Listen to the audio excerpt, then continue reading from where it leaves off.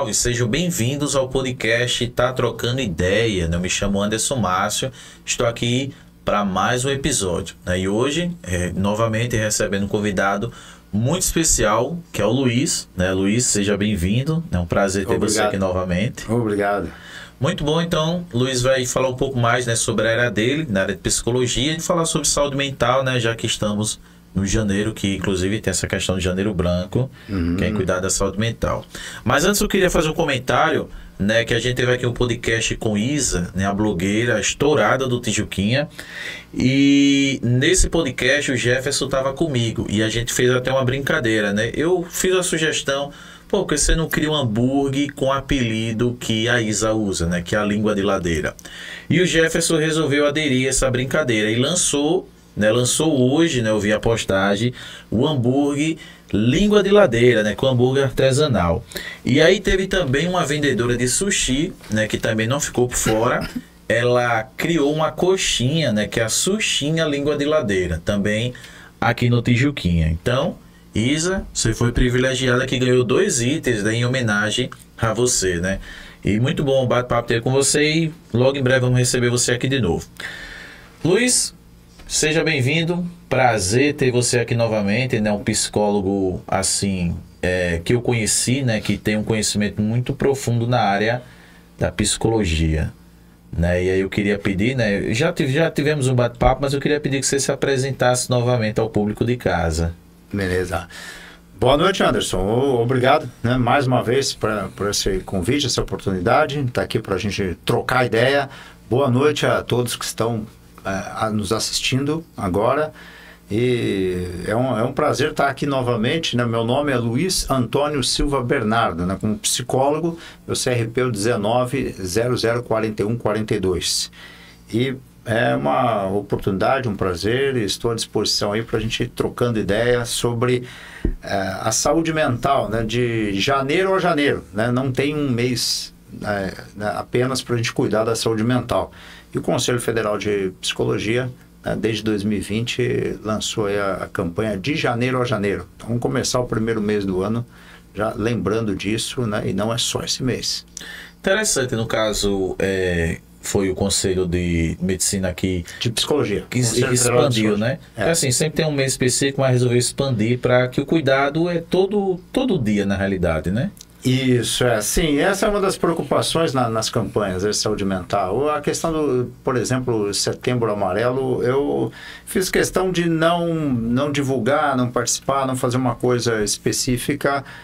Em breve, talvez eu compartilhe isso, que eu desejo falar sobre a questão do suicídio, especialmente nas relações íntimas, nos relacionamentos de casamento, dentro desse contexto, sobre este problema específico. Eu achei por bem não divulgar em setembro. Eu acho que em breve falar disso, porque são questões que tem que ter atenção o tempo todo, o ano inteiro, É importante levantar o assunto, mas tem que ter o cuidado de não ser apenas um momento, Fala demais num período, depois não fala de uma coisa que acontece todo dia, Luiz, no caso, conhecendo um pouco mais sobre sua vida profissional, você se tornou psicólogo, era um sonho de criança ou foi assim por acaso, de repente você decidiu entrar e gostou da área?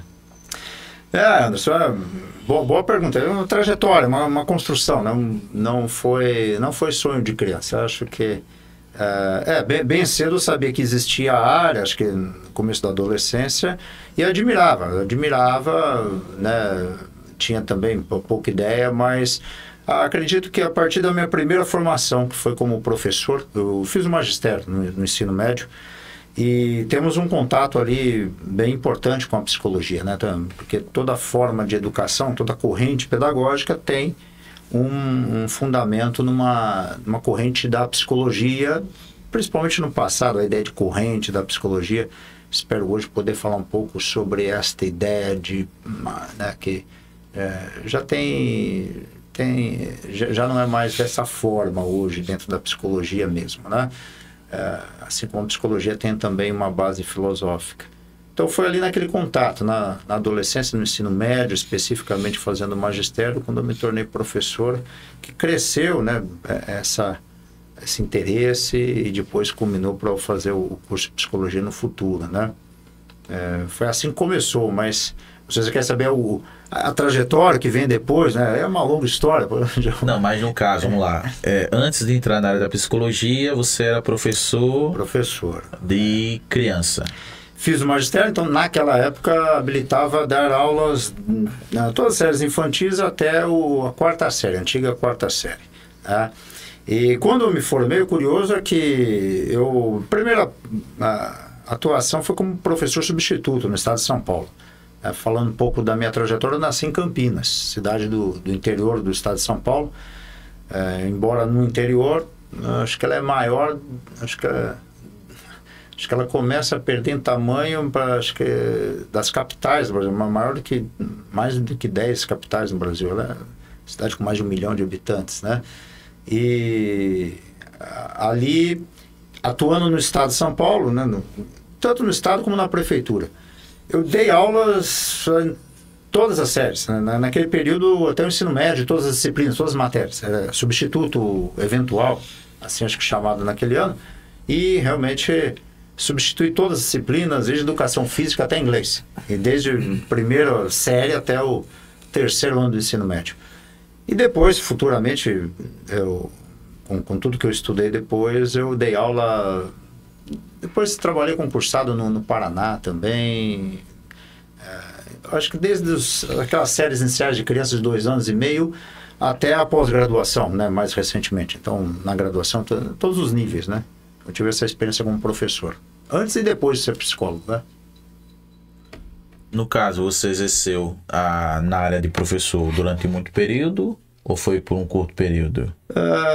Bom, me formei no magistério em 1997. Denuncia um pouco a idade, né? Século passado, quando me formei.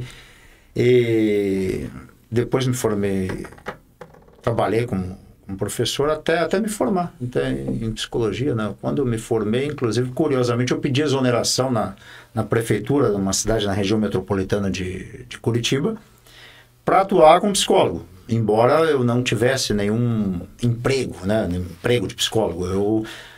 No dia que fui buscar a minha carteira de psicólogo, né, no Conselho Regional de Psicologia do Paraná, lá em Curitiba, na época, então, eu estudei em Curitiba, então eu saí de Campinas e fui estudar psicologia em Curitiba. Eu decidi que iria trabalhar como psicólogo. Agora, assim, no caso, você tinha um emprego instável, você era concursado, sim, mas decidiu sair para seguir sua carreira de psicologia. Sim, sim. Foi uma construção, né? Então eu entendia que era natural, eu estudando ali 5 anos psicologia, procurando sempre me dedicar às disciplinas para atendimento de família, coisa e tal. Quando eu dava aula, curioso, tinha uma colega, professora, também psicóloga, ao lado da minha sala de aula. E ela insistia comigo que eu não deveria fazer isso, né? Que eu deveria, vai experimentando, espere ter uma segurança, um rendimento como psicólogo, depois você pede exoneração aqui, né? Eu era concursado, todo mundo ali. E eu não entendo dessa forma, né? Eu entendi que eu vinha me dedicando a ser psicólogo, era isso que eu queria atuar, dessa forma que eu queria fazer, então é o que eu faria. E aí eu não tinha emprego, mas eu iria atuar como psicólogo, essa foi a minha decisão. Então, eu simplesmente, né, combinei só com a minha esposa que no dia que eu fosse, né, buscar a minha carteira de psicólogo, eu começaria a atuar como psicólogo. Então, me despedi de todo mundo lá na escola e saí. Porque eu tinha colocado projetos para trabalhar com as crianças, com os outros professores e com as famílias, né? Então, com tudo que eu vinha estudando em psicologia, inclusive fiz um projeto para fazer um mestrado lá na Federal do Paraná, encaminhei esse projeto para a prefeitura da cidade, não houve retorno, não houve resposta e tal, e eu disse, eu tenho que sair mesmo. As pessoas ficaram um pouco surpresas, mas no caminho, eu estava indo ainda a caminho do CRP naquele dia, era uma sexta-feira, e depois não voltaria mais. Aí a minha esposa me ligou e disse que estavam me convidando para trabalhar em Ponta Grossa, uma cidade no interior do Paraná, para assumir a responsabilidade técnica lá de uma clínica, para trabalhar com adolescentes que tinham questões com drogas, que o juizado direcionava para lá, era uma clínica construída por uma multinacional, uma coisa bem interessante. Então, eu dali saí e nunca mais atuei de outra forma. Sempre fui psicólogo de lá para cá. Sempre foi assim. Mas se arrepende de ter abandonado a profissão antiga? Depois eu voltei a dar aula. Depois eu dei aula, como eu falei, na graduação de psicologia, na pós-graduação, né? A profissão de professor acho que quem se forma para ser professor, principalmente naquela época, magistério, quando ainda, né, tinha esse tipo de formação, a gente gosta muito, né? Você acaba...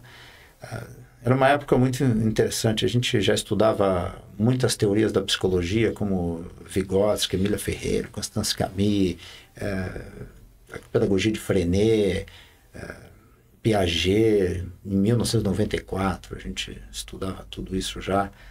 Então, Vallon, teorias e todas, aí, muita coisa da psicologia. Então, é uma interface, assim, educação e psicologia muito interessante. Mas, enfim, eu já estava no Paraná nessa época, né? Bem, vamos lá.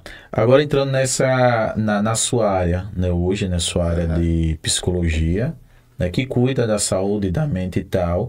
E aí eu tenho alguma dúvida, né? Por exemplo, queria que você explicasse quais são os principais mitos relacionados à saúde mental. Porque, por exemplo, eu já ouvi, né, alguns profissionais, tanto profissionais como líderes religiosos, associar essa questão de problemas emocionais com pecado ou com espíritos, etc.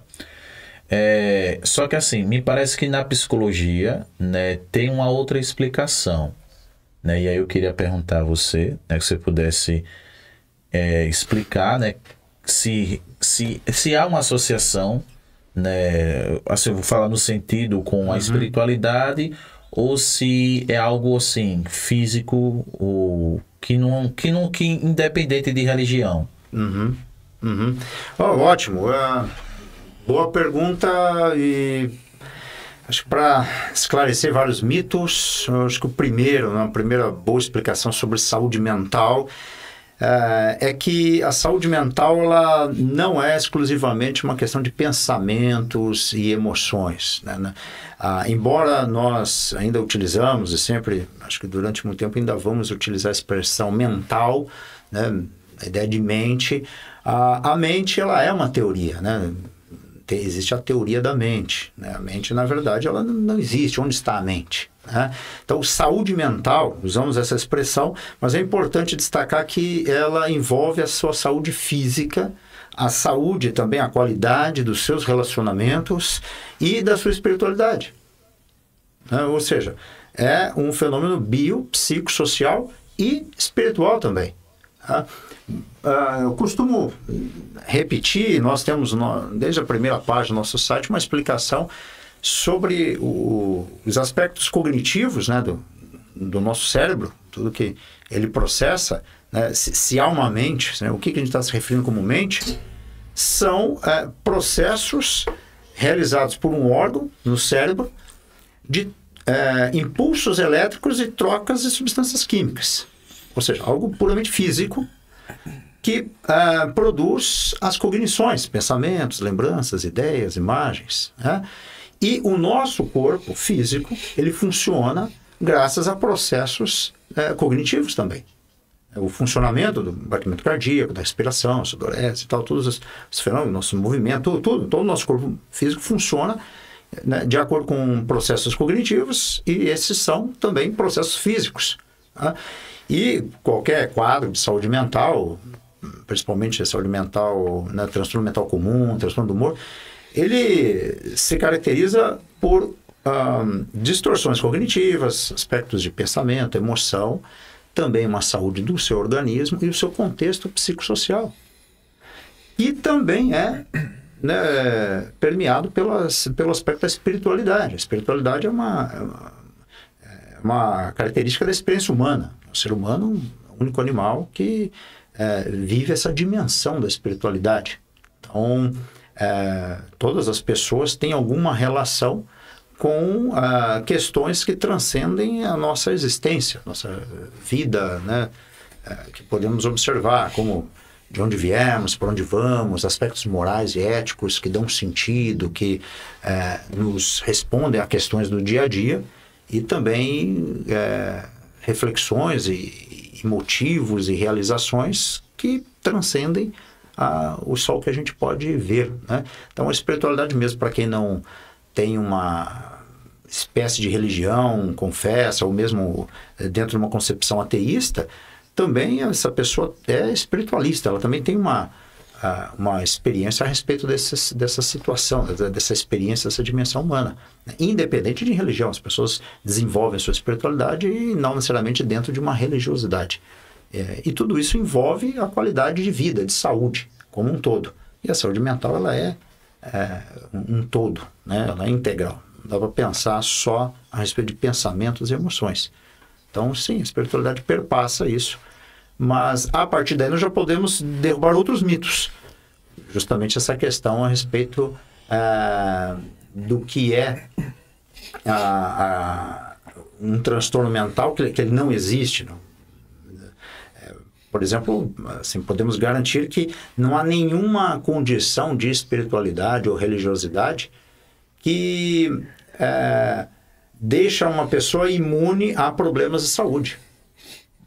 Não existe isso, né? Não tem como a pessoa dizer que determinada prática espiritual ou religiosa faz com que você não tenha problemas de saúde física, ou que você não terá problemas de relacionamento, ou que você não terá problemas financeiros, ou que você não terá problema de saúde mental também.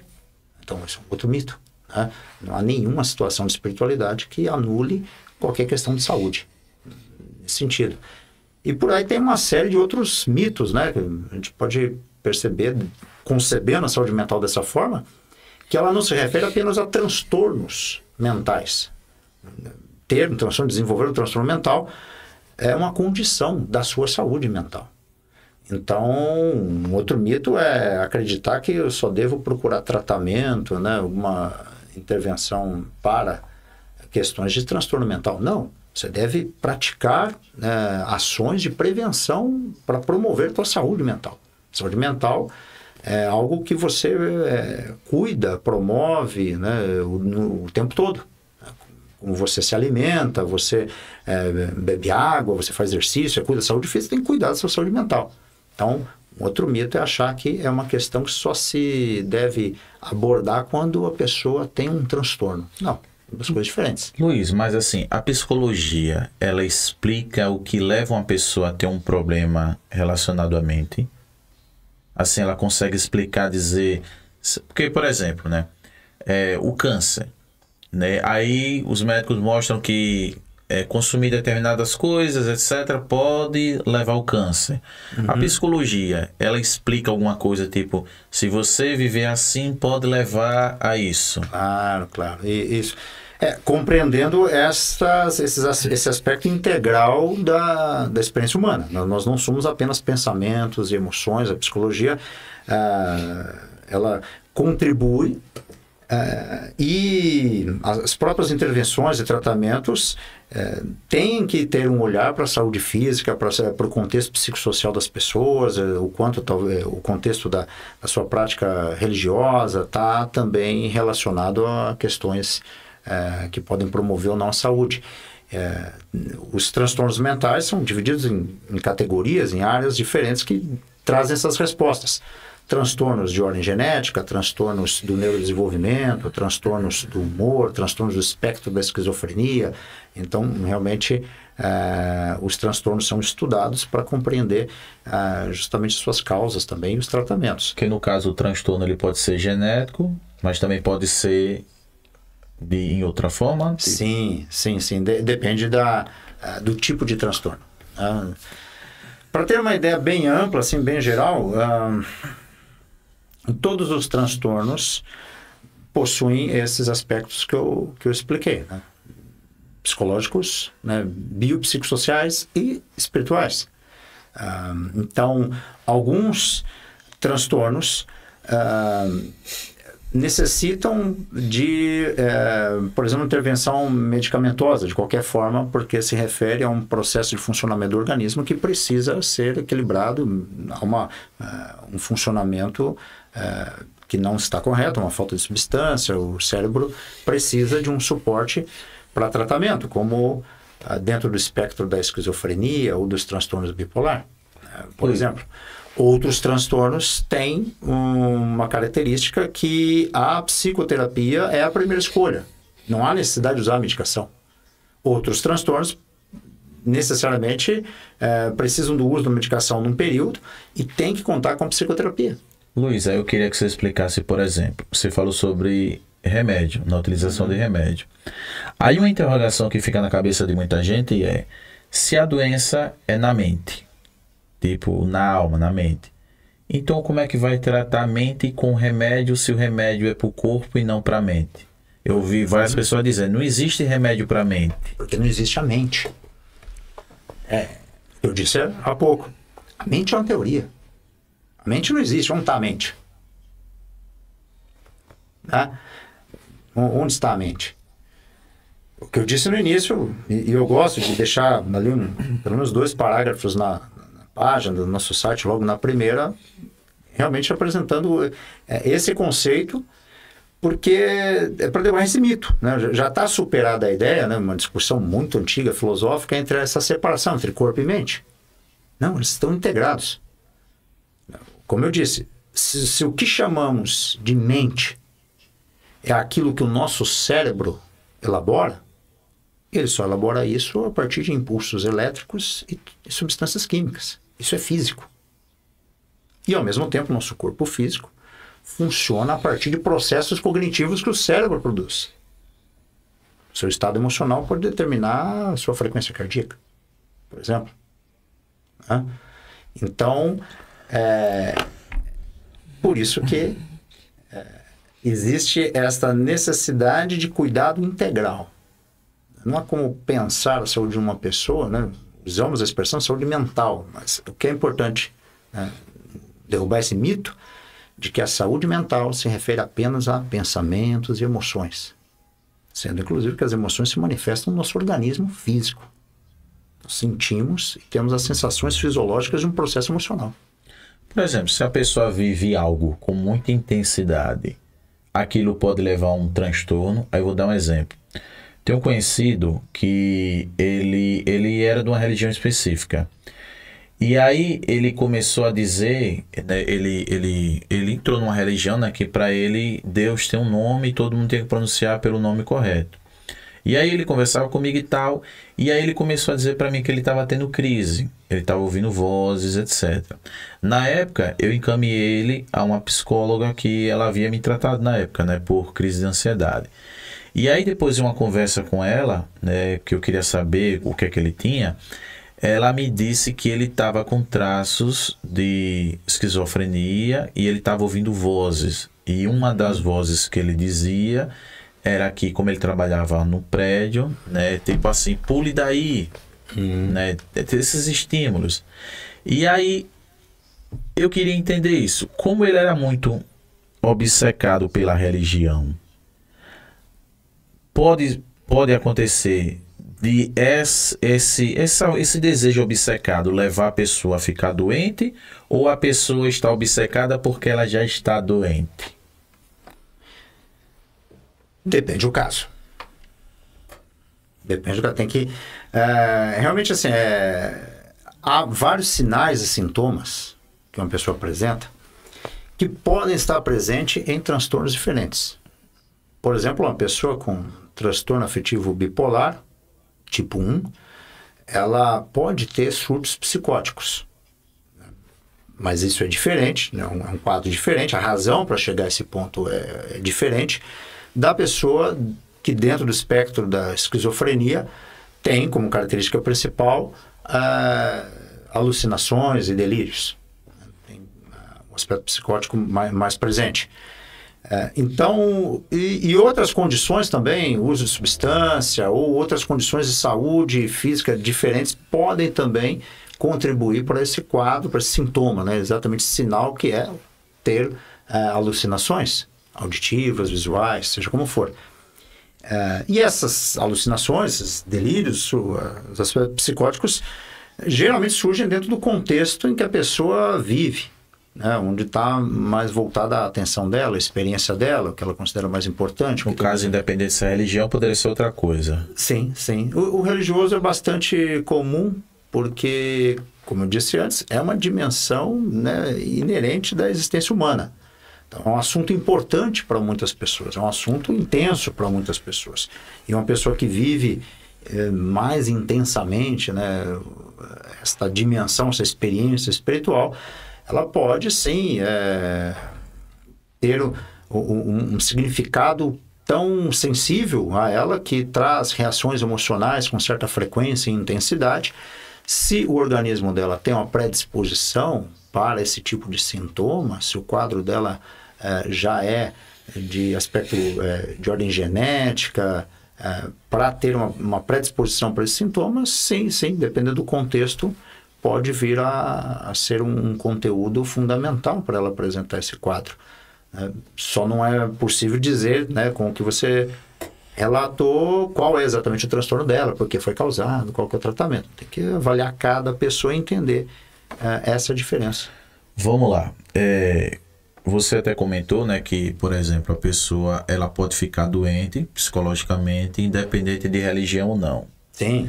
Então, a gente pode dizer que hoje, no meio da religião, seja católica, evangélica, espírita, etc., as pessoas que muitas das vezes têm sintomas de problemas relacionados à saúde mental e elas culpam, tipo, o diabo, o pecado, não sei o quê. Então, no fundo, pode ser que elas estejam com problemas da mente que precisam ser tratados e elas não sabem. É possível, né? Assim, o que não podemos fazer é ser categóricos, né? E dizer que todo sinal, todo sintoma, né? Todo aspecto relacionado com isso ou com aquilo, né? Obrigado. Ok. Bom, que é necessariamente causado por isso ou aquilo, porque todo caso ele é específico, né? Particular. Então, volto, né, a enfatizar alguns. Você vai bebendo? Não, bom. Não, se não for, eu tiro o outro pra cá. Bacana. Obrigado.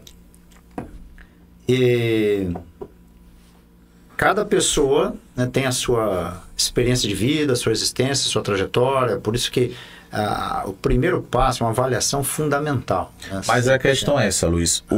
O que é que deve, tipo assim, ligar o sinal vermelho na pessoa e que ela vai dizer, poxa, eu acho que eu preciso me consultar com um psicólogo?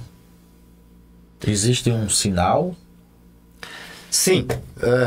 Algumas coisas são importantes que todas as pessoas saibam, né? Você perguntou uma coisa antes que me lembrou um outro mito, né? Mas com o que você disse agora, né? Uma coisa fundamental é ter atenção à intensidade dos sintomas. Obrigado. Principalmente a frequência com que esses sintomas ocorrem, a duração, né, de um estado alterado, né, emocional, e o prejuízo, né? Todos os transtornos terão uma descrição no manual estatístico de saúde mental se referindo ao prejuízo significativo, né, o sofrimento significativo para a pessoa. Então, quando é que eu devo ficar atento para consultar um profissional? O prejuízo, né, que Só para botar um pouco mais para cá. eu posso estar... o prejuízo que eu sofro na minha vida é o sinal, é o alerta, é ligar esse alerta, a frequência com que esses sintomas surgem, a intensidade, né, e a duração. São os sinais que estão presentes como critérios diagnósticos para todos os transtornos. Então, isso é uma coisa para ficar atento. Isso, geralmente, pessoas no nosso contexto podem apontar.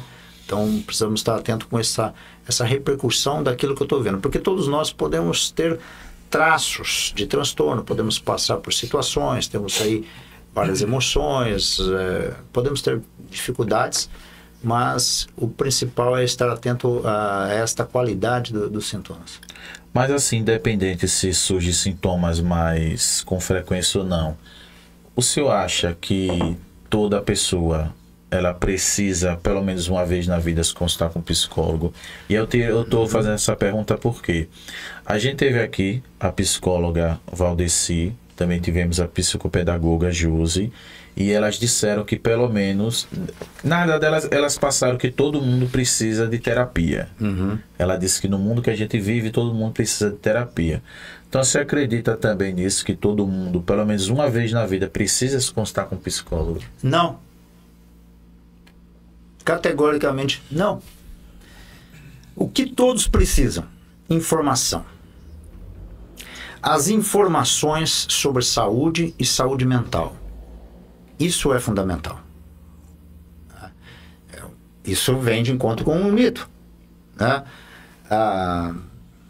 Não é necessário, porque muitas pessoas, todos nós vamos enfrentar problemas, dificuldades, temos traços, né, na nossa personalidade ou de características que estão relacionadas a sintomas e sinais de vários transtornos. Isso é possível.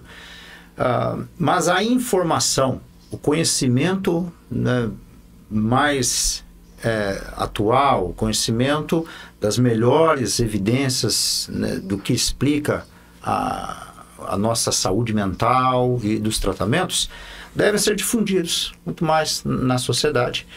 Porque o conhecimento pode fazer com que a pessoa mesma tenha seus recursos, enfrente situações na vida e passe por elas de uma maneira satisfatória, sem ter uma frequência muito grande, intensidade e duração de sintomas e prejuízos significativos, sofrimento significativo para a própria vida. A partir do conhecimento, da informação que ela adquire, ela pode enfrentar isso. Então, em algum momento da vida, aprender um pouco mais, se dedicar especificamente para fazer a prevenção de agravos da saúde, ou promoção de habilidades e competências, já pode ser suficiente para muitas pessoas. Elas podem evitar passar por situações, ou se passam por situações, uma vez informadas, elas podem usar esses recursos. Por isso é tão importante a educação em saúde. Isso é uma área da saúde, e especificamente na psicologia, a psicoeducação. Por isso que é tão importante, porque todo tratamento envolve a psicoeducação. E há pessoas que, dependendo do nível, do sintoma, da situação, vão precisar também aprender tudo isso, mas no contexto da terapia, do tratamento. O que seria essa psicoeducação que você fala? No caso, o senhor entende que nas escolas deveriam ter instruções com relação a isso? As escolas são um meio em que é muito rico, muito oportuno educar. Educar em todos os sentidos, né? Educar, trazer informações. É interessante, assim, tem coisas específicas sobre a escola que estão totalmente ligadas com a promoção da saúde mental, a promoção do bom desenvolvimento, porque trata de crianças, desde a infância, né? Desde crianças, adolescentes ou em qualquer nível. Então a escola é realmente um lugar em que deveria sempre dar uma atenção especial, um espaço especial para essa psicoeducação. Então, em primeiro lugar, quanto melhor, mais informada a sociedade toda, muitas pessoas não vão precisar necessariamente de psicoterapia em alguma fase da vida. O que elas precisam é se informar, às vezes fazer cursos, assistir documentários, programas, né? ler muito, ler artigos, ler livros.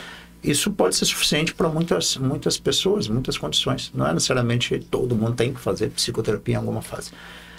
Devido à falta de informação, também a pessoa talvez não tenha um transtorno mental, mas ela pode contratar um profissional, ela pode se consultar, fazer uma avaliação para se conhecer a si mesma, né? Conhecer o funcionamento humano, como isso se aplica à própria vida.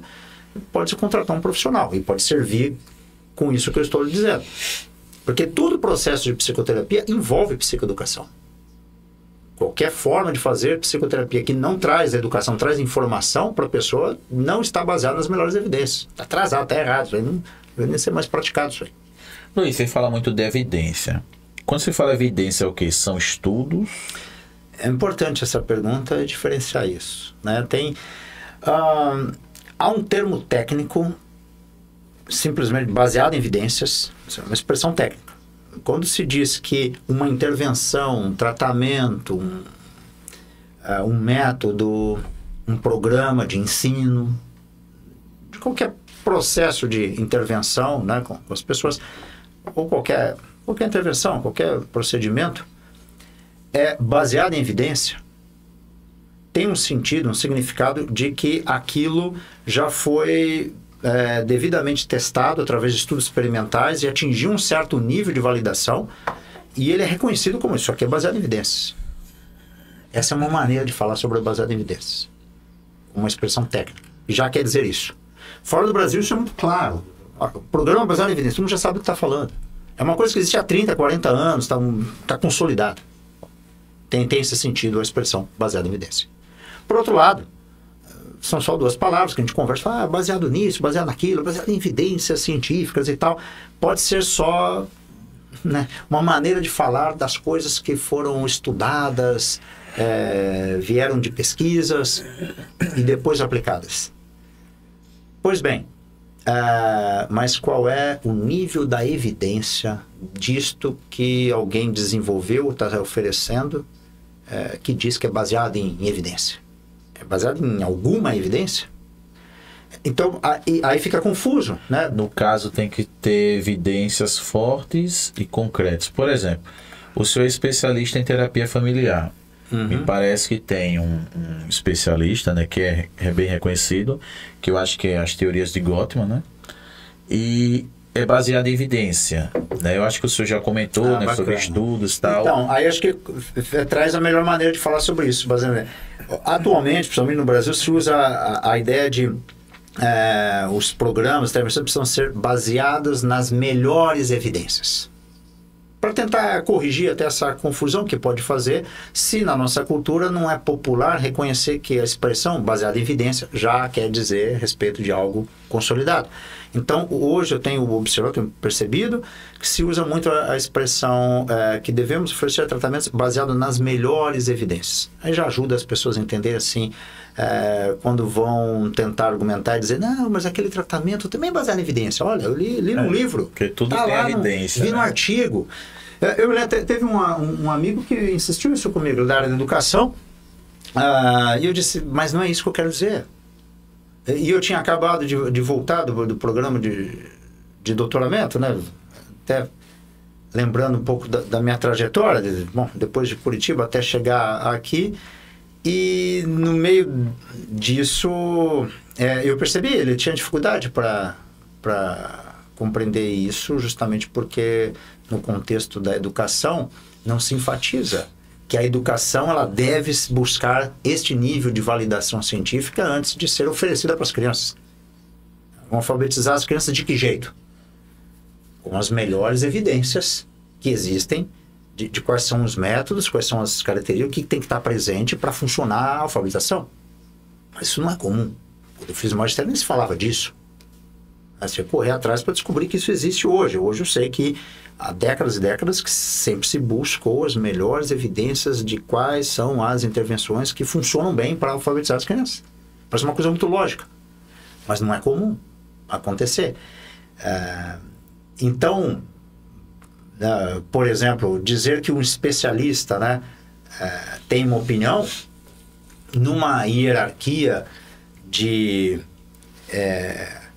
fontes de informações confiáveis sobre qualquer assunto, a opinião do especialista está em último lugar, está no nível mais baixo.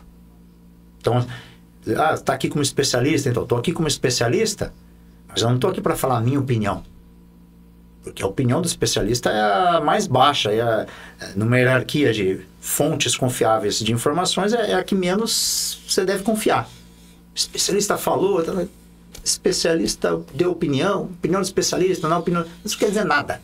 Isso é a coisa mais baixa de informações, você deve confiar. Nessa hierarquia, o que é confiável? Os estudos, coisas que foram publicadas a partir de pesquisas experimentais mais sérias. Então tem tipos de pesquisas que são publicadas e a qualidade pode ser diferente. Então, um especialista dando opinião não faz nada, mas você ler um capítulo de livro publicado dentro de um livro que foi organizado por pesquisadores que estão há décadas tratando daquele assunto e selecionou, não foram quaisquer pessoas, assim, não foram qualquer pessoa para escrever. É diferente. Um artigo científico tem mais peso do que a opinião do especialista. E que artigo é esse? Que tipo de pesquisa foi? Um artigo publicando um estudo de caso? Tem um peso, mas é pequeno também. E temos outros artigos que publicam outros tipos de resultados, de outros tipos de pesquisas. Estudos que têm chamados assim, quase experimentais, né? Estudos experimentais, já estamos subindo o nível. Então, quando alguém diz, saiu um artigo dizendo, que artigo é esse? Está publicando o quê? O resultado de um estudo. De que tipo de estudo a gente está falando? É um estudo de caso ou é um... Então, o fato de sair um artigo, uma novidade, não quer dizer que seja concreto aquilo. Não quer dizer que... não quer dizer muita coisa. Não quer dizer que estamos falando das melhores evidências. Então, nessa hierarquia, né, eu estou citando alguns exemplos, subindo um pouco o nível de confiança que podemos dar. Então, os estudos experimentais, que basicamente eles têm um rigor de como tem que ser realizado. Você não pode dizer que um estudo experimental se você não seguir um rigor metodológico para dizer que aquele estudo é experimental. E tem formas diferentes, tem formas mais complexas e que dão resultados mais robustos para você poder usar numa análise estatística que pode ser generalizado o resultado. Mas não é qualquer análise estatística. Não é qualquer tipo de estudo que você pode usar determinada forma de análise daqueles dados. Não é simplesmente tirar a média daquilo e generalizar para uma população do mundo. Não, não é assim. Mas existem maneiras. E quando queremos saber uma informação, né, colocando a opinião do especialista lá embaixo, né, acima desses estudos experimentais, você tem tipos de artigos, que são as revisões sistemáticas, que justamente são publicações de vários estudos experimentais. Como o próprio nome indica, são revisões sistemáticas. Do quê? De estudos, de preferência experimentais. Então, se o estudo experimental é um bom recurso de informação, uma revisão sistemática ela traz ainda mais confiável ainda, porque não é só um estudo, é uma revisão de preferência, como ela é sistemática, ela tem toda uma regra para acontecer também. Não faz uma revisão de qualquer jeito, não é aquela revisão de bibliografia, né? Estudo de revisão. Antigamente era mais popular, a pessoa fazia um mestrado, um curso, um TCC, e fazia publicou um artigo de revisão. Hoje em dia, uma das regras de fazer uma revisão sistemática é que no título tem que estar discriminado que ele é uma revisão sistemática, e você tem que explicar qual foi o protocolo que você usou. Para que todo mundo, fique claro para todo mundo qual foi, como você sistematizou essa revisão. Para ficar claro para todo mundo, né, o que você escolheu incluir, o que você excluiu e por que você fez isso. Luiz, mas essa revisão seria corrigir técnicas anteriores? Por exemplo, a ciência sempre muda. Aí às vezes ela diz, não, o café faz mal. Aí depois, segundo novos estudos, o café faz bem não sei o quê. Acontece também na área da psicologia, não, isso é a ciência em todas as áreas. A ciência não para. A ciência não encontra uma verdade absoluta. Não é o objetivo da ciência. A ciência busca, produz conhecimento para encontrarmos as melhores soluções para a gente existir nesse mundo. Mas, por exemplo, eu tive... Naquele momento, naquela época, com aquele público. Então, as coisas podem variar de época para época, de região para região. Né? É isso que pode acontecer. Mas, por exemplo, eu tive o privilégio de participar, né, de algumas consultas com o senhor e minha esposa, que já foi uma terapia lá, etc.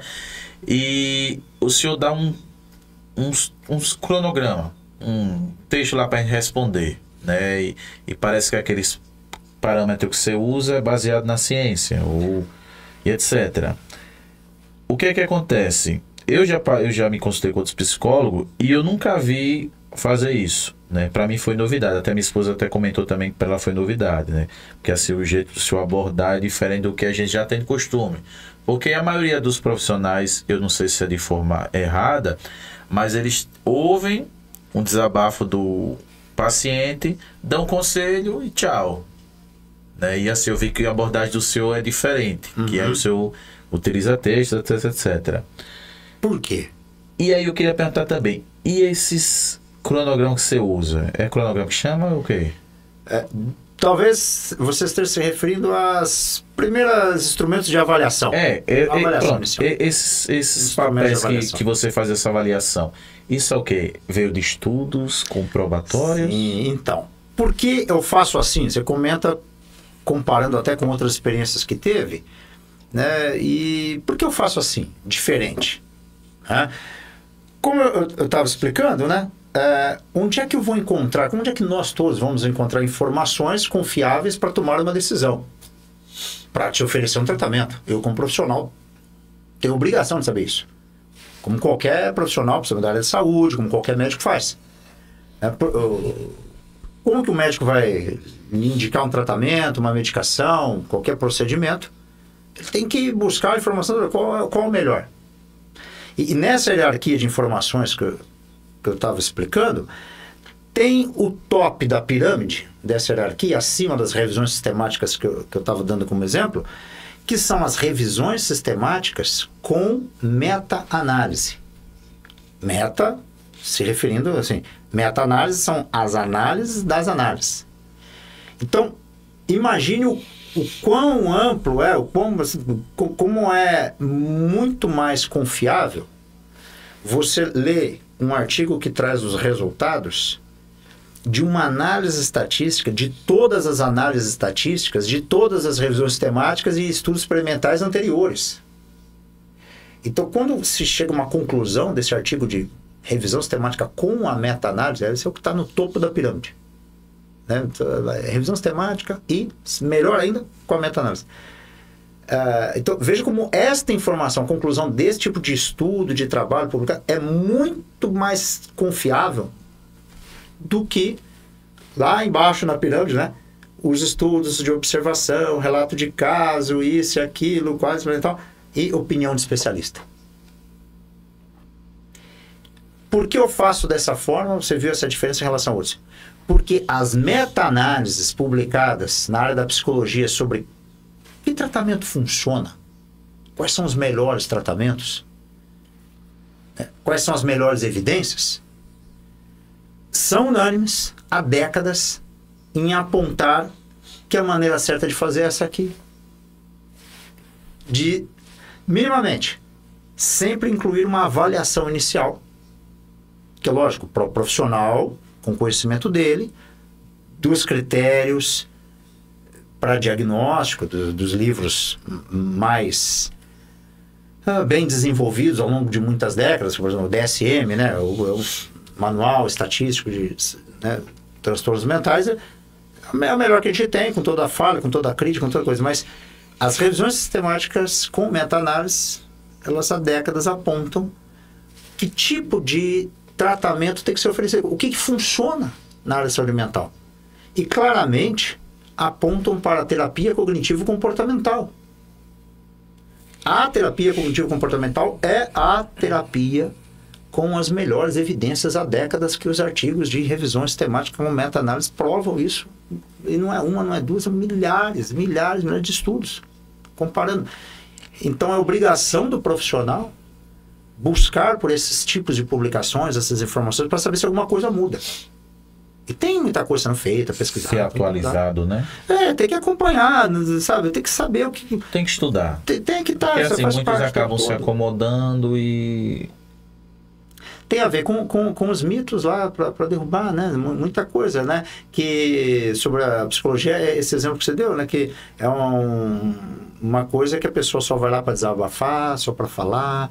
Aí eu ouço muito, né? Quantas pessoas que começam a atender, que disseram que já estiveram com outros profissionais, que eu pergunto, né? Como foi o tratamento anterior, com outras pessoas, qual a experiência que você já tem, né? Porque assim, vamos aproveitar o que você já fez, né? Quero saber o que você já tentou, para não tentar saber tentar diferente, né? Aproveitar o conhecimento que você já traz. Nada tudo acrescentou alguma coisa na sua trajetória. E é muito comum as pessoas não saberem dizer que tipo de tratamento recebeu.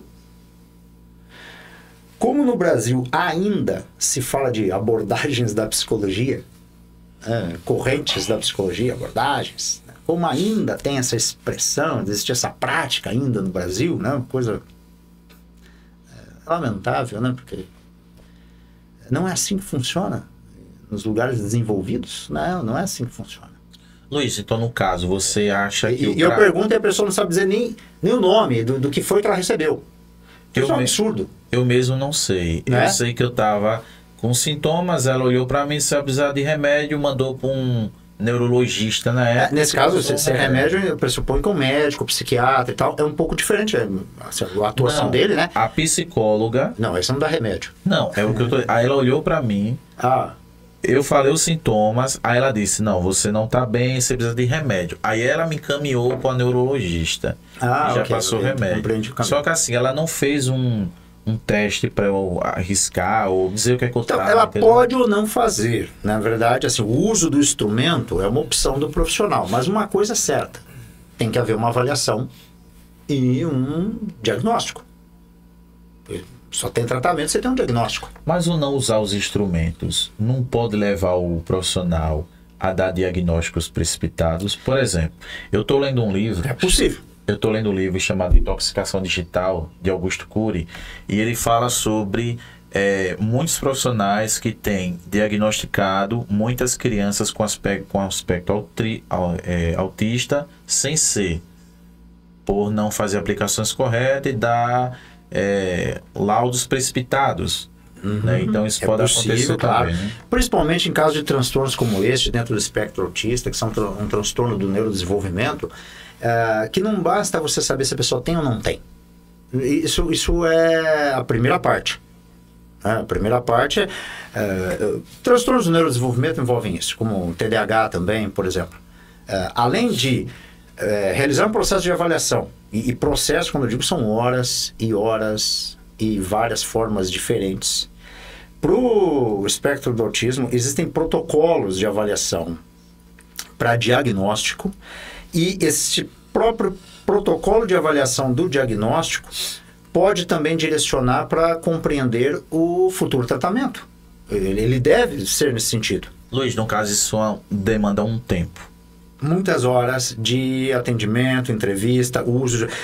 o não usar instrumentos... Mesmo que seja criança também, precisa de tempo? Não, totalmente, principalmente. Que eu vou dar um exemplo. A gente teve aqui um rapaz aqui no podcast e ele falou que levou a filha dele a uma...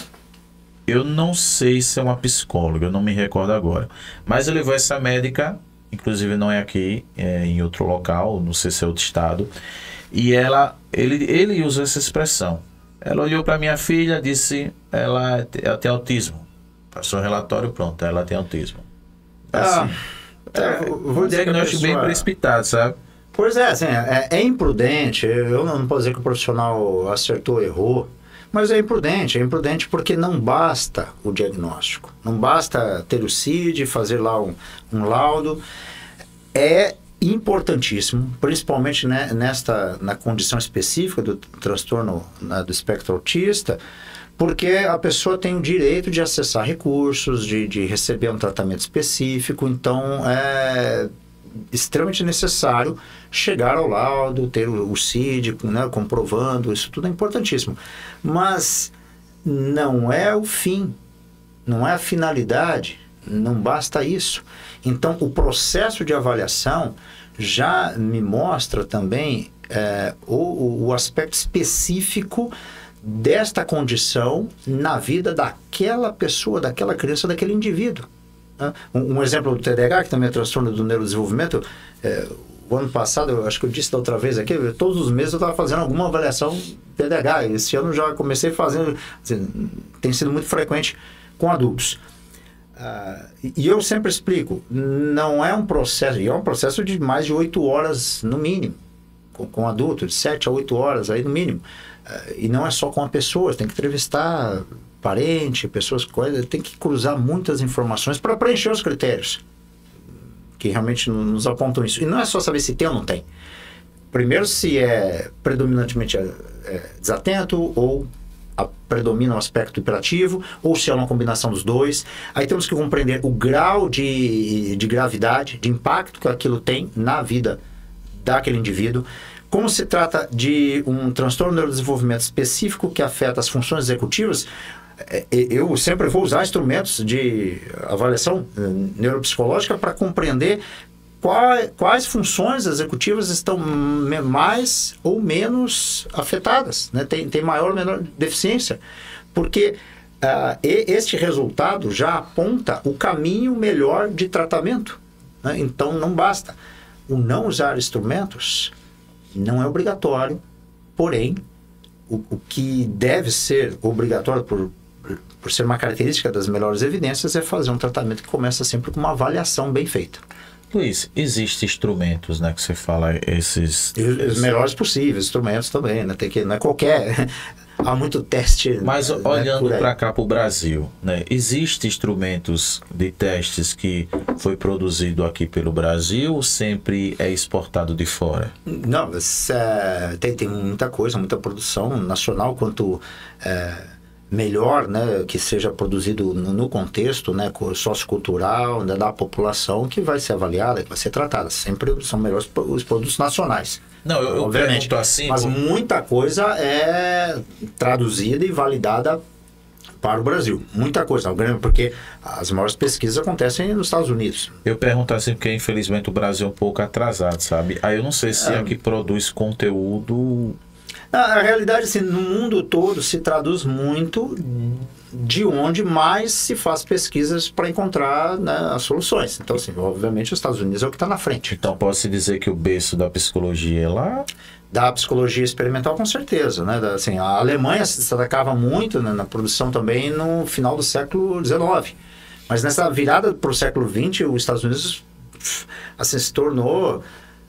assim, impressionante como aumentou a produção de estudo, de pesquisa, como cresceu a hora da psicologia. A psicologia está em tudo no desenvolvimento dos Estados Unidos. A psicologia é algo presente demais. Então, os instrumentos, eles, no Brasil tem muita coisa boa. O que é importante também compreender é que um instrumento só não determina nada. Não define, né? Muitas pessoas me procuram, eu quero testar se, né, o meu parente tem isso ou aquilo. Não é isso, não é assim que acontece. Teste é um instrumento dentro do processo de avaliação. Então, ajuda a derrubar mais alguns mitos, né? No caso, cada pessoa pode seguir uma direção diferente. Mas usando os mesmos testes. Usando os mesmos testes, buscar sempre os melhores, mas como é que você chega no diagnóstico? É um processo de avaliação. O próprio clínico, com o conhecimento dele, né, tendo como referência os materiais, né, as informações mais utilizadas e reconhecidas no mundo todo, claro, temos que ter critérios mais universais possível. Se a pessoa tem esse conhecimento, o profissional tem muito bem esse conhecimento, ele pode, né? Mas eu não gosto de fazer isso, porque nós temos ali isso no DSM 301 transtornos mentais diferentes. Então, por favor, né? Quem é que tem todos esses dados guardados na mente para simplesmente conversar com a pessoa sem usar nenhuma referência? E não é só teste, assim, questionário, roteiro de entrevista, roteiro de observação para você verificar sinais e sintomas, o conhecimento da avaliação da apresentação da pessoa.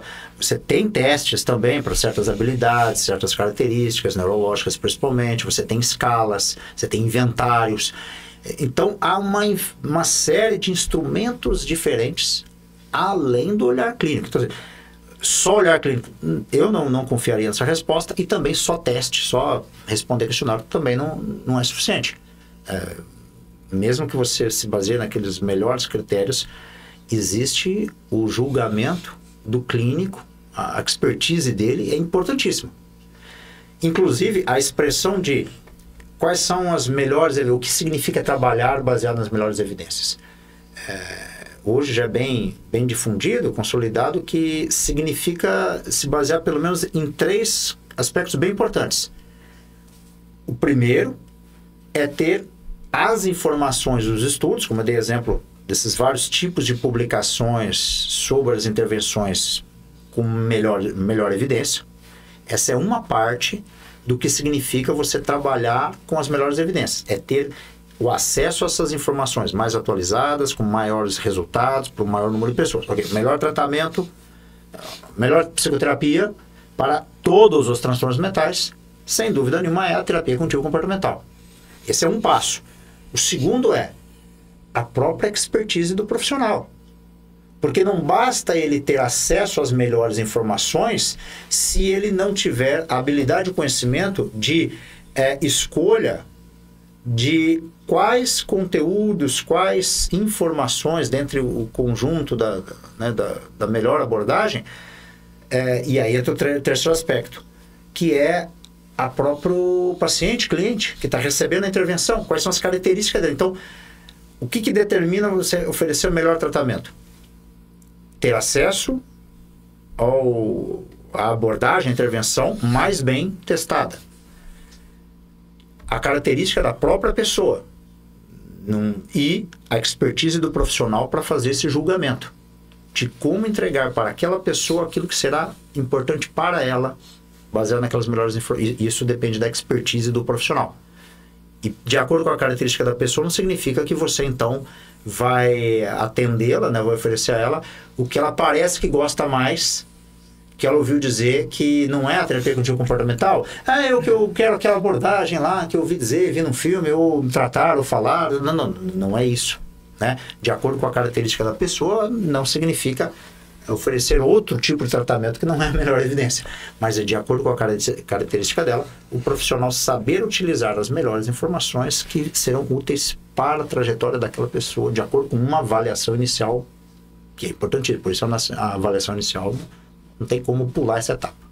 Luiz, nesse caso, né, já que você até comentou, né, que a maioria das evidências dos Estados Unidos e tal, olhando para o Brasil, né, vocês psicólogos, para vocês, quais são, tipo assim, os maiores desafios que enfrentam aqui no Brasil com relação à psicologia? Muito bem. Um psicólogo trabalha baseado nas melhores evidências. No caso, o bom psicólogo, né? Ele já parte de um princípio da terapia cognitivo-comportamental muito importante, que não são as coisas que acontecem, né? Frase milenar do filósofo Epiteto, e está em tantas tradições, em tantas culturas, né? A ideia de que não é o que acontece que perturba a vida das pessoas, mas o que elas pensam a respeito do que acontece, né? Então, há um provérbio, né? Um versículo no livro de Provérbios na Bíblia, né?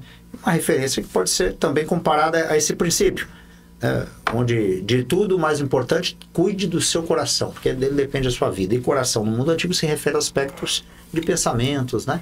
E emoções. Então, ou seja, qual é o maior desafio que os psicólogos têm hoje? São eles mesmos. Porque não importa o que esse país tem, não tem, deixa de ter, sempre a psicologia será útil. Sempre nós psicólogos teremos muito o que fazer e muito o que colaborar. Então nós sempre teremos um campo maravilhoso para trabalhar, para contribuir. Então os obstáculos que eu entendo assim, no meu trabalho nesse momento, talvez histórico, assim, para a profissão de psicologia, do psicólogo no Brasil, da psicóloga também, se assumir como tal. Assumir essa importância que a profissão da psicologia tem, como eu mencionei há pouco, um país, é o país mais rico do mundo, né? Os Estados Unidos, totalmente fundado em pesquisas da área da psicologia. A psicologia não é acessível, assim, fazer psicoterapia não é acessível nos Estados Unidos, nem na Inglaterra, nem na Europa, lugar nenhum. É uma coisa muito sofisticada, uma coisa muito importante, uma coisa muito séria. O profissional psicólogo tem um grande respeito e ele tem que se dar esse respeito. E o profissional no Brasil ele tem que se assumir dessa forma, se colocar nessa posição na sociedade, mostrar o quanto ele é importante, faz uma grande... em todas as áreas de psicologia social, hospitalar, do esporte, na educação e psicologia clínica, para a saúde mental especificamente. Primeiro passo, eu diria até que é seguir o código de ética. Então o desafio do psicólogo não está no que... não dá para reclamar, né? Tem colegas que vão reclamar até do conselho de psicologia, porque a taxa é alta, porque não fazem isso. Sabe? ou o governo isso, aquilo. Recentemente tem agora uma normativa, né, que todo psicólogo, né, tem que declarar lá, tem uma plataforma, eu nem vi o que é, né? Eu vi o que é, porque quando sai a normativa eu acompanho o que está acontecendo, mas os psicólogos que não têm CNPJ, não têm empresa, né? Eles precisam emitir lá o recibo deles agora em forma de nota fiscal mesmo com o seu CPF, já que não abriu empresa e tal. E colegas ficaram surpresos, espantados, e aquela coisa, não está taxando, né? O governo está querendo...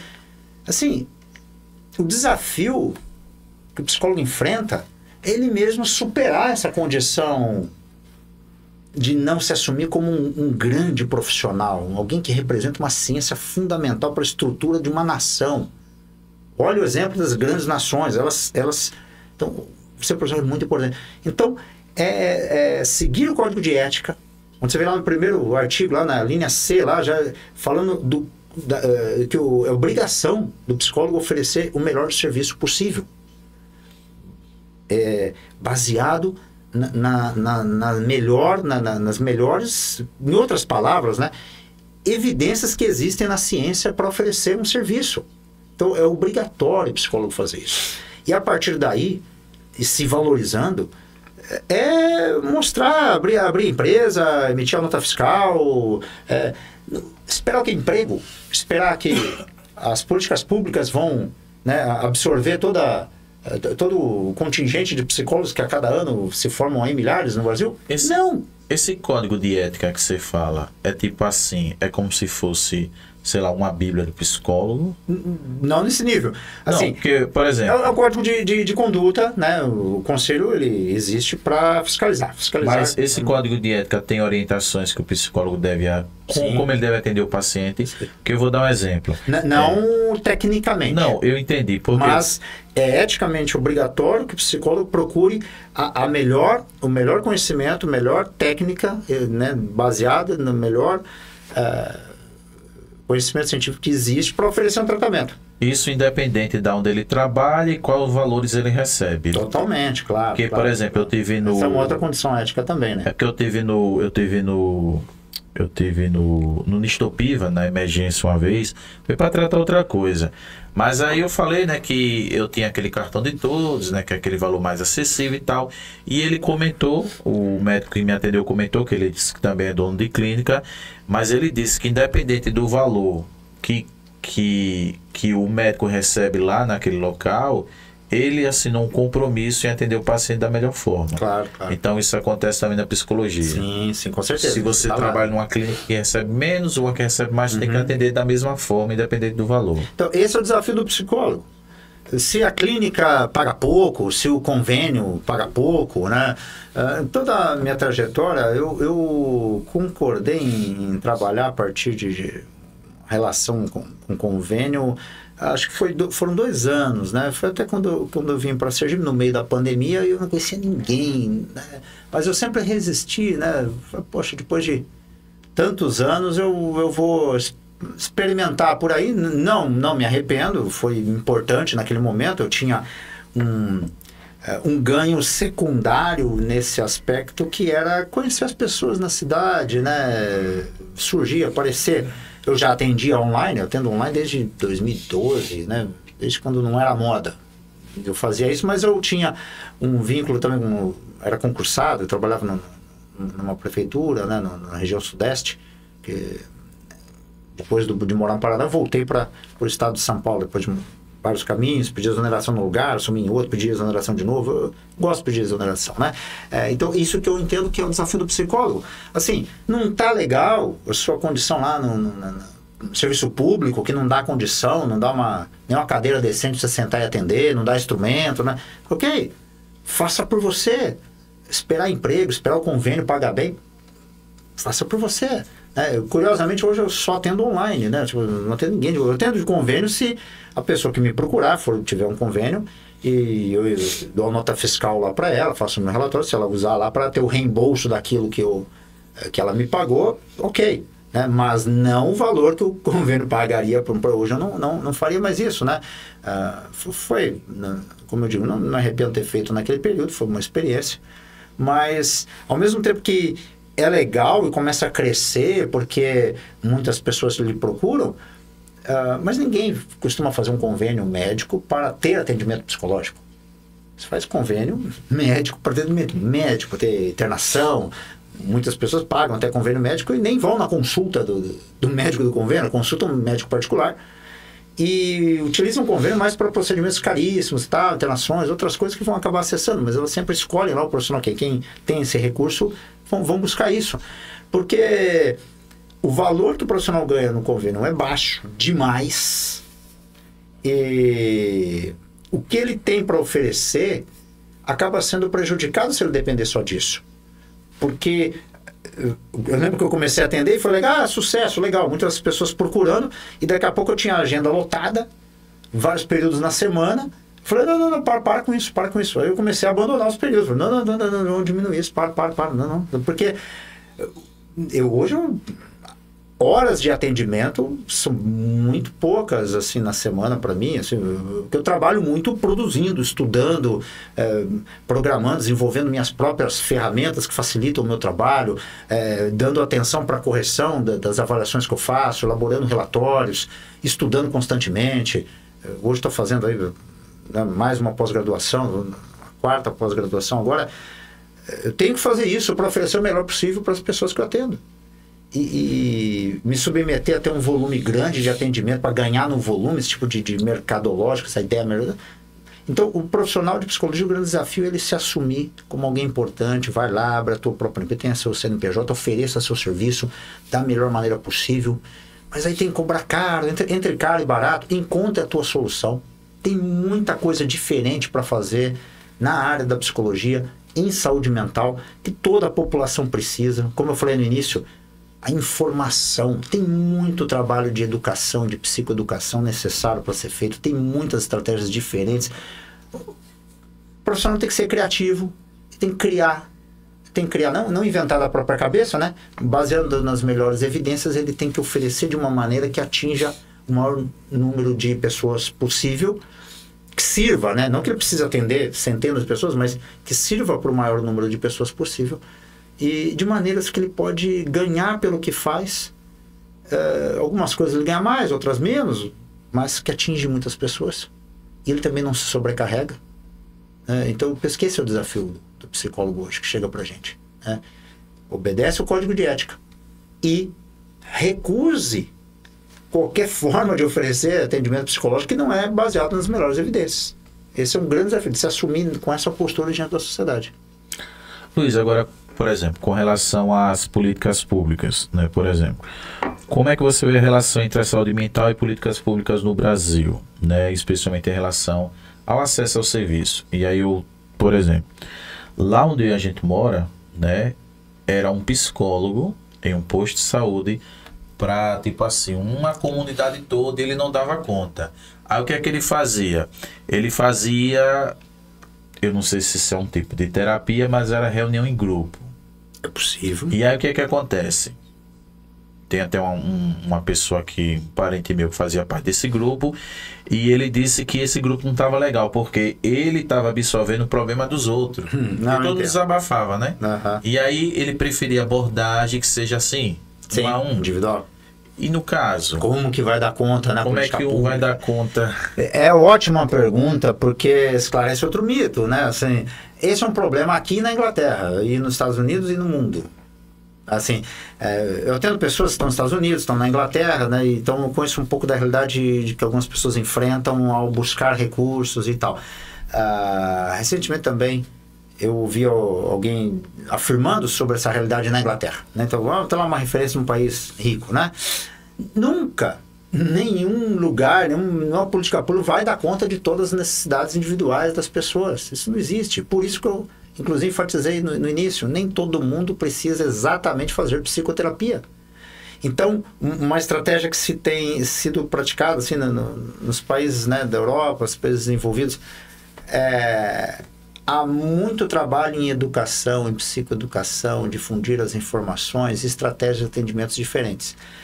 O trabalho em grupo é uma possibilidade de terapia em grupo. Existe essa modalidade feita da forma correta, com as melhores evidências que existem de como tem que ser conduzido um grupo psicoterapêutico, é uma coisa.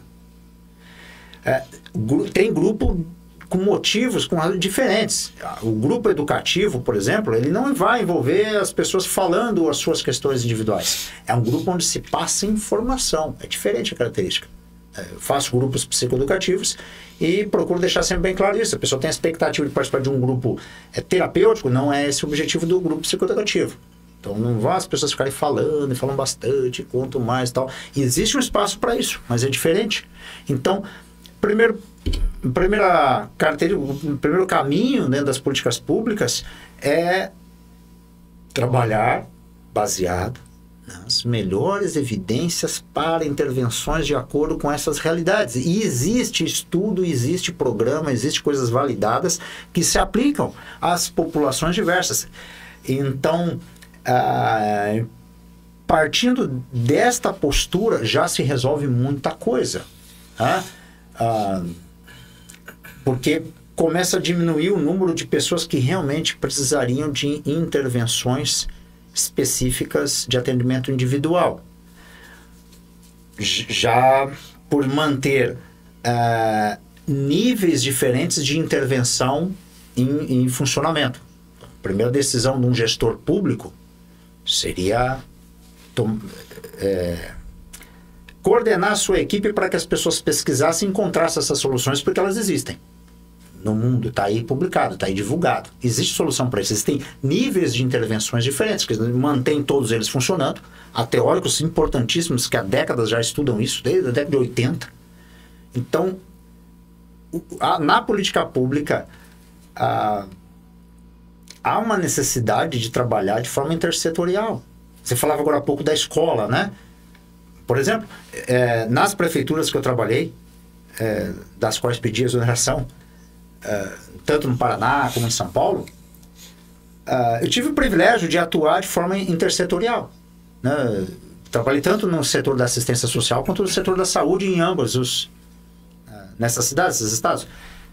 No Paraná não, foi só assistência social. Em São Paulo eu trabalhei na política de saúde. Então, educação, o setor da educação, da saúde e da assistência social tem que trabalhar juntos. Para todas as próprias áreas, para o bem de todas as áreas. Então, os gestores públicos, os secretários dessas pastas em nível municipal ou estadual, tem que ter um plano intersetorial que envolvam, por exemplo, essas 3 secretarias, mas não só elas.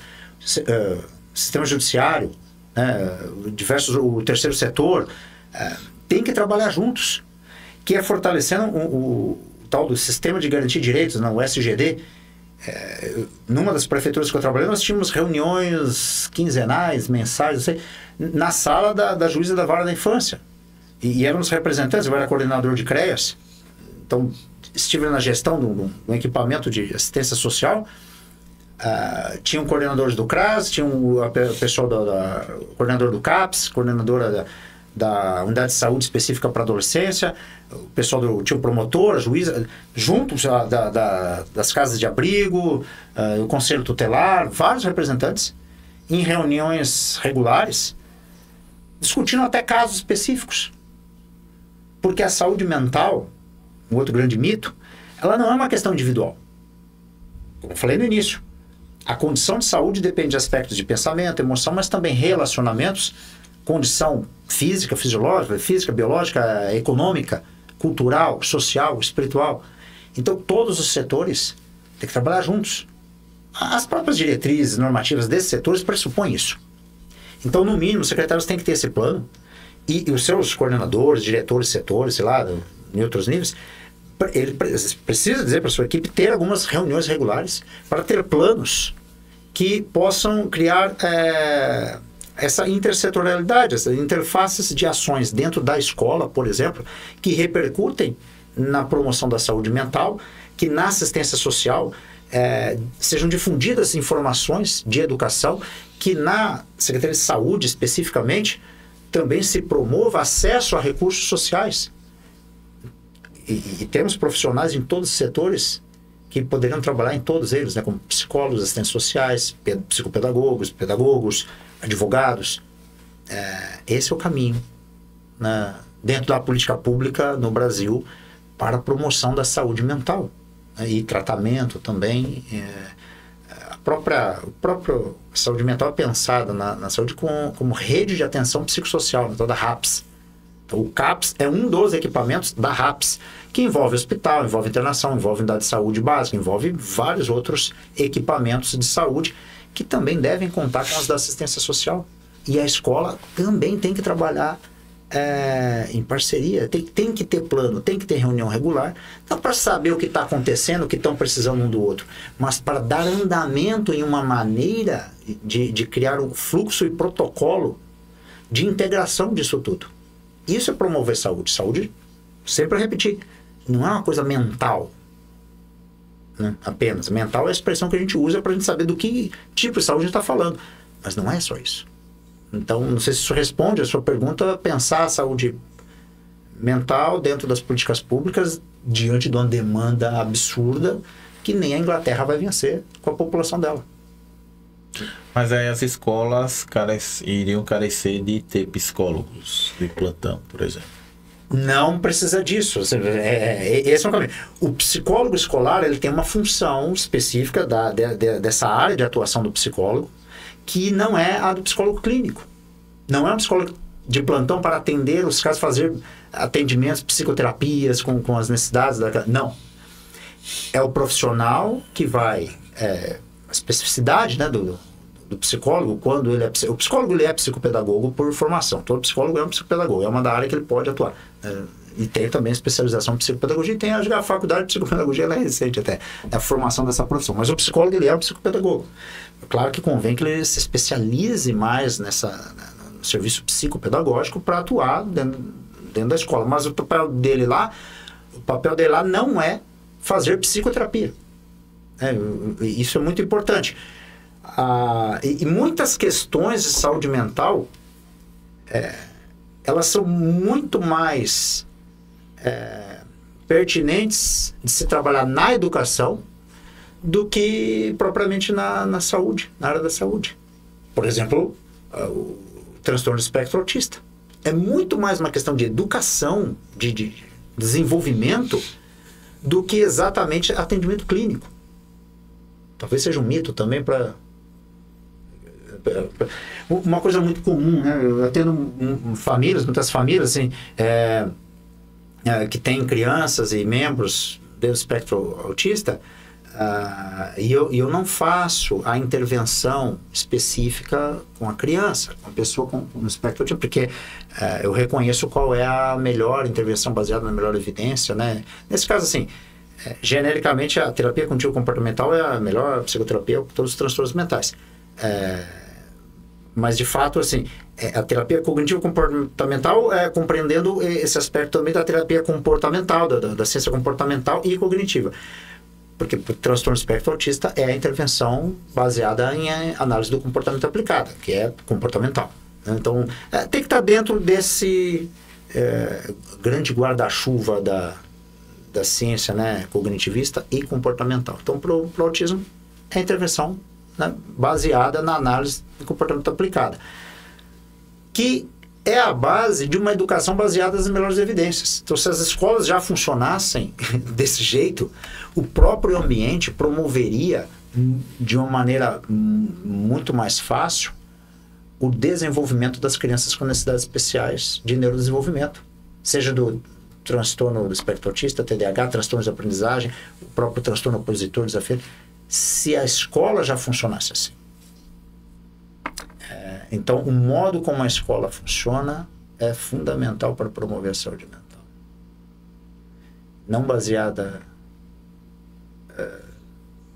em apenas teorias, né? Diríamos isso. Luiz, é porque assim, por exemplo, hoje a gente vive numa sociedade, né, em que praticamente a gente tem hoje a juventude doente, né, principalmente por questão da tecnologia. Muitas crianças, adolescentes que vivem ali, podemos dizer, 24 horas em tecnologia, né? E segundo eu vi alguns estudos que isso acaba influenciando na saúde mental. Com relação, por exemplo, tem muitos pais que têm descontrole com relação aos filhos, até mesmo na questão da comunicação, não sabe como se comunicar e afins. Você tem alguma abordagem específica que você, tipo assim, utiliza para orientar esses pais a agirem de forma melhor com seus filhos? Sim, né? Pensando nisso tudo que a gente estava falando sobre escola, eu já imaginava as intervenções que existem no mundo mais eficazes, né, para apoiar os pais na educação dos filhos, né? São intervenções de parentalidade. Eu não tenho a abordagem, né? Assim, eu utilizo, né? Eu não desenvolvo, né? Não faz sentido, né? Aquilo que já tem muito bem reconhecido e desenvolvido no mundo há mais de 40, 50 anos. Então, existem programas, sim, de apoio aos pais no exercício da parentalidade, e eu faço uso de programas que são baseados em evidências científicas, são os melhores do mundo. Eu faço o meu trabalho, eu tenho como informações esses programas. Especificamente para o apoio dos pais, né, na educação da infância, eu me baseio muito no que foi traduzido e levado para Portugal, porque fui lá que eu conheci no programa de doutoramento, que são traduzidos para Portugal com o nome de Anos Incríveis. Incredible Years, desenvolvido nos Estados Unidos, na Califórnia, e depois levado para muitos lugares do mundo. É um dos programas de intervenção com família com as melhores, mais reconhecidos, com as melhores evidências sobre como apoiar os pais na educação de crianças, até 12 anos, com certeza. Então, eu tenho muito material, tenho os livros que foram desenvolvidos para treinamento dos professores no ambiente escolar, por exemplo, e dos pais, depois de 20 anos de trabalho, né, a autora publicou, tenho muitos materiais, estudei com as minhas orientadoras na Universidade de Coimbra, elas foram as que traduziram esse programa para ser utilizado lá em Portugal. Então eu conheço muito bem isso. Não fiz o treinamento específico, que foi uma das coisas que elas até sugeriram que eu fizesse para ser um aplicador do programa, porque o caminho não é cada um sair inventando coisas. Não é assim, você precisa testar isso, leva décadas e décadas. Então use aquilo que já está testado, procure traduzir, adaptar, validar. Por isso que se importa muito programas, porque é a melhor saída, é o que você tem mais confiança. Então eu me baseio nesse, por exemplo, para intervenção com os pais que têm crianças. Um outro programa também, né, que eu conheci ali, e essas orientadoras foram as que usaram um programa desenvolvido nos Estados Unidos, foi levado para a Inglaterra.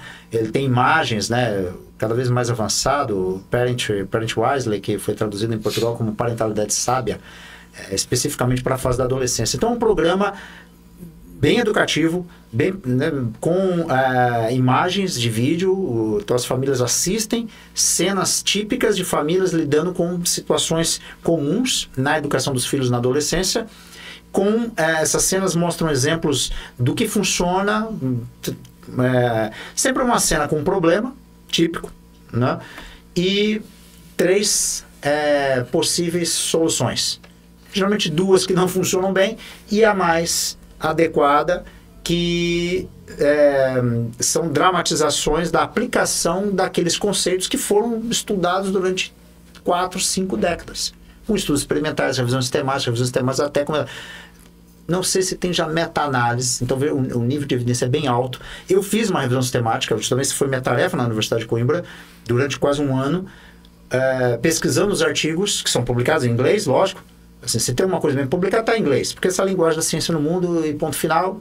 O chinês aprende inglês, todo mundo aprende inglês, o brasileiro aprende inglês para descobrir a melhor informação. Não adianta reclamar, dizer que é isso aí mesmo, você tem que... E eu segui os protocolos, inclusive o protocolo Prisma, para fazer a revisão. E, por exemplo, eu encontro que no hemisfério sul do planeta não tem um programa nesse nível de evidência para apoiar os pais na educação dos filhos na adolescência. Mas a sorte de que ele foi dublado, as imagens que foram levadas para a Inglaterra, em português de Portugal, me dá condições de usar esse material. Inclusive, uma das perguntas que eu ia fazer, né, é onde você busca se especializar. Eu vejo que você, assim, busca conhecimento não só no Brasil, como também fora do Brasil. Na minha trajetória, a primeira pós-graduação que eu fiz, lá naquela história que fui para Ponta Grossa, primeiro trabalho, como eu entrei para começar a trabalhar com a questão da drogadição, então eu fiz já entrei naquele mesmo ano, na pós-graduação em saúde mental com concentração em prevenção da dependência química. Junto até com a minha esposa também, que havia se formado em teologia e fez essa especialização. Ela começou antes de mim até, então eu era especialista também nessa área. E quando eu saí de lá, assumi fiz alguns concursos e me chamaram numa outra cidade do interior do Paraná, e Irati, fui para lá, assumi o concurso, como foi no setor da assistência social, então agora eu estou no serviço público. Eu entrei em outra pós-graduação que era em políticas públicas, psicologia em políticas públicas. Aí eu fiz na Unicentro, na Universidade Estadual do Paraná, que fica em Irati mesmo. Mas ali ficamos menos de um ano morando, eu fiz metade dessa pós-graduação porque eu fui chamado em outro concurso, eu pedi exoneração, voltei para o estado de São Paulo, fui para Peruíbe, na Baixada Santista, e ali eu entrei e comecei a fazer o mestrado. Aí fiz o mestrado na Federal de São Paulo, e pesquisando inicialmente em medida socioeducativa, porque eu procurei estar estudando onde eu atuava, o que eu fazia, o que eu trabalhava, eu procurava me especializar. Mas no meio da pesquisa eu fui transferido para a saúde e fui trabalhar numa unidade de saúde que atendia exclusivamente adolescentes. E é interessante que o estado de São Paulo tem unidade de saúde em algumas cidades, um programa da saúde do adolescente, unidades exclusivas para atender adolescentes, mas que surgiu do programa de saúde da mulher, inicialmente. E como esse programa de saúde da mulher atendia muitas adolescentes que engravidavam, então havia uma demanda muito grande de adolescentes grávidas, o programa se desmembrou para um serviço específico de atendimento exclusivo só de adolescentes. Aí os meninos adolescentes ganham esse programa por conta de uma demanda grande que as meninas, né, como engravidavam, tinham essa grande necessidade. Existe acho que até hoje lá um ótimo programa lá, fantástico. Eu atuei acho quase 5 anos numa unidade de saúde só com adolescentes, ao mesmo tempo que eu atuava em CAPS também. Então aí eu direcionei minha pesquisa de mestrado, eu mudei no meio, minha orientadora ficou surpresa e eu sou muito grato pela coragem que ela teve sempre principalmente inicialmente querer me orientar, que já não era comum, né, porque casado, né, morando, porque eu fui fazer o mestrado em Santos, morava em Peruíbe, 80 quilômetros, trabalhando 40 horas no serviço público, um grande desafio orientar alguém nesse contexto. Ela apostou nisso. E no meio eu mudei a pesquisa para gravidez na adolescência. Não foi combinado, mas essa minha orientadora já tinha uma pesquisa longitudinal de mais de 10 anos com adolescentes grávidas também. Então, quando ela ficou surpresa, quando eu disse que ia mudar no meio da pesquisa o público, né, a população que eu iria pesquisar, ela assustou, mas aí eu garanti que era uma coisa que ela conhecia muito bem, então facilitou também, não foi... depois ela se acalmou com isso e me apoiou sempre, é uma pessoa fantástica, doutora Nancy Ramassotti, ela é fantástica. Ali foi muito, muito importante para mim, descobri muita coisa, inclusive que a pesquisa no Brasil deixa muito a desejar em relação a esses estudos experimentais. Então ali eu descobri, vi isso, e depois... eu decidi, então, continuar a pesquisa na área de família, né? Porque eu pesquisando a gravidez na adolescência, eu voltei a entrar no universo da família, que eu vinha me interessando, pesquisando, estudando, fazendo alguns cursos desde a graduação. E o único curso que eu encontrei no mundo com fala portuguesa, nível de doutorado, um programa de psicologia da família, foi na Universidade de Coimbra. Foi bem por acaso mesmo, eu não estava procurando sair do país, mas... eu procurava fazer um curso dentro do programa de psicologia da família. E aí realmente foi isso que eu encontrei. Então, bom, o projeto é esse, vamos para lá. Aí fui aprovado, meu orientador até participou desse processo, né, foi interessante, me apoiou muito. E o doutoramento ali são 3 anos, mas o primeiro ano você tira um diploma de especialização avançada, desde que faça lá um artigo que possa ser publicado, por isso eu fiz esse artigo, essa revisão sistemática sobre esses programas de parentalidade e adolescência, e cumpre todas as disciplinas, e também o seu projeto passa por uma banca lá com a Universidade de Lisboa, do Porto e de Coimbra, e elas têm que aprovar. Quando fizeram isso foi até online, eu já estava de volta no Brasil. Foi uma experiência também interessante para mim, Mas eu tirei esse diploma, tenho uma especialização avançada então da Universidade de Coimbra. E a pesquisa do doutoramento, eu, na sequência, né, como eu falei, inicialmente tinha uma ideia de fazer outra coisa, mas entrou pandemia, eu estava no Brasil, e aí me interessei muito mais pela relação de casal, especificamente casamento. Fiz uma atualização pelo CECAD em Psicologia Cognitivo Comportamental, atendendo muito mais clínica, né, depois aqui já no Brasil, e entrei, agora estou terminando uma pós-graduação pelo CBI Miami, né, lá dos Estados Unidos, especificamente em terapia cognitivo comportamental. E fiz a formação do workshop do Gottman para casais. Então aí eu me interessei muito mais por casamento, né? Então fiz essa formação para entregar esse workshop, que é baseado em pesquisas, que de workshop é muito interessante. Tem uma revisão sistemática do Brasil que fala sobre os trabalhos em grupo para casais. E eles não encontram o workshop, não está mencionado o Gottman ali. Então escapou ali nessa revisão, vocês não encontraram. Mas com certeza as pesquisas que o Instituto Gottman fez mostram que esse workshop é único, assim, tem um resultado no mesmo nível das melhores terapias reconhecidas no mundo para casais. E é numa modalidade diferente, é workshop, é psicoeducativo, não é terapia. E tem também o modelo terapêutico Gottman, né, que são duas coisas diferentes que o Instituto produz e tal. Eles produzem muita coisa, muito material, é impressionante.